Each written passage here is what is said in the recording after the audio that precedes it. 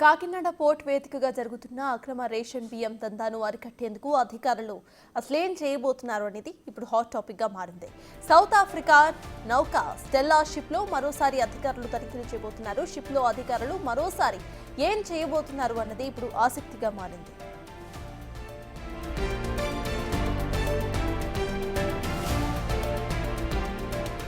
Stella నౌకను seize చేస్తారా లేదా కేవలం స్టాక్ ని మాత్రమే రిటర్న్ చేస్తారా అనేది తెలియాల్సిందే. అసలు 640 టన్నుల రేషన్ బియ్యం స్టెల్లా షిప్ లో ఎగుమతి చేసింది ఎవరు అనే ప్రశ్నలు సర్వత్రా ఉత్కంఠ రేపుతున్నాయి.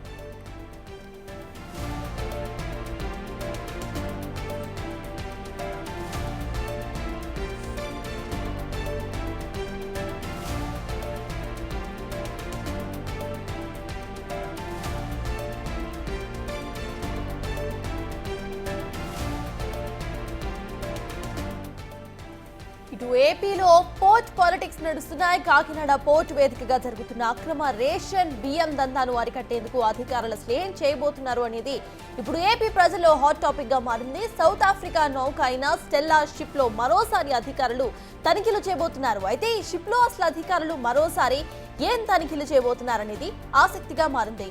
స్టెల్లా నౌకను సీజ్ చేస్తారా, కంప్లీట్ గా సీజ్ చేస్తారా, లేక కేవలం స్టాక్ ను మాత్రమే రిటర్న్ తీసుకుంటారా అనేది కూడా తెలియాల్సి ఉంది. అసలు 640 టన్నుల రేషన్ బియ్యం స్టెల్లా షిప్ లో ఎగుమతి చేసింది ఎవరు అనే ప్రశ్నలు కూడా సర్వత్రా ఉత్కంఠ రేపుతున్నాయి.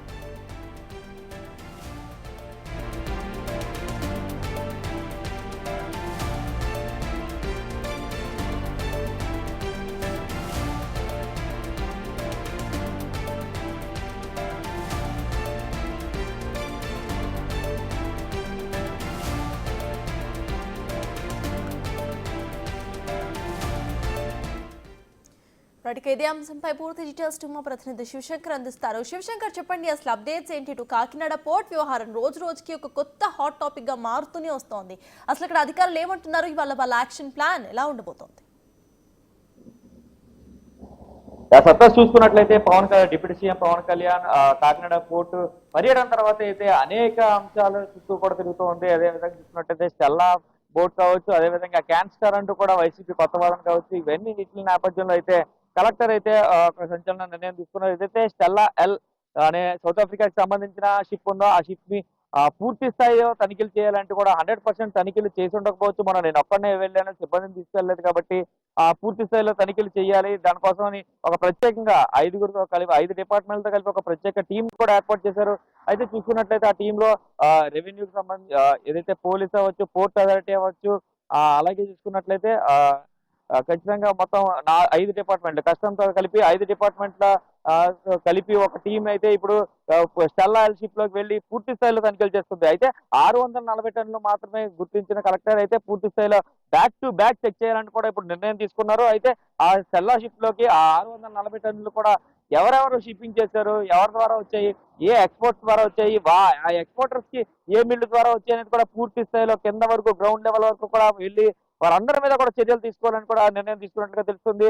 అయితే ఆ స్టాక్ ఎంత మొత్తంలో ఉందో చూసుకుని 640 టన్నులైనా లేదంటే ఆ 32,000 టన్నులు లోడ్ అయ్యి ఉంది ప్రస్తుతం. అయితే దాంట్లో బియ్యం అంతా కూడా ఆ 32,000 టన్నులు 640 టన్నులు గుర్తించింది మాత్రమే పీడిఎస్ ఉందా, లేదంటే పూర్తి స్థాయిలో ఇంకా ఎక్కువ మొత్తంలో దొరికే అవకాశం ఉందా అనేది కూడా చూసే పరిస్థితి కనిపిస్తుంది. అయితే ఈ నేపథ్యంలోనే ఇంకా ఎక్కువ స్టాక్ దొరికితే కనుక నష్టాన్ని బట్టి కూడా అడ్మిరాలిటీ కేసు కూడా వెళ్ళి నౌకను కూడా సీజ్ చేసే అవకాశం ఉన్నట్టు కూడా చెప్తున్న పరిస్థితి కనిపిస్తున్నాయి. అయితే ఈ నేపథ్యంలో పూర్తిగా కలెక్టర్ బృందం అయితే ఇప్పుడే సీలోకి వెళ్ళిన పరిస్థితి కనిపిస్తుంది. అయితే వారు తిరిగి వచ్చిన తర్వాత 640 టన్నులైనా ఇంకా ఎక్కువ పీడిఎస్ ఉందా అనేది అయితే పూర్తిగా తెలియాల్సిన పరిస్థితి అయితే కనిపిస్తుంది. సుతాస్. Thank you Shivshankar.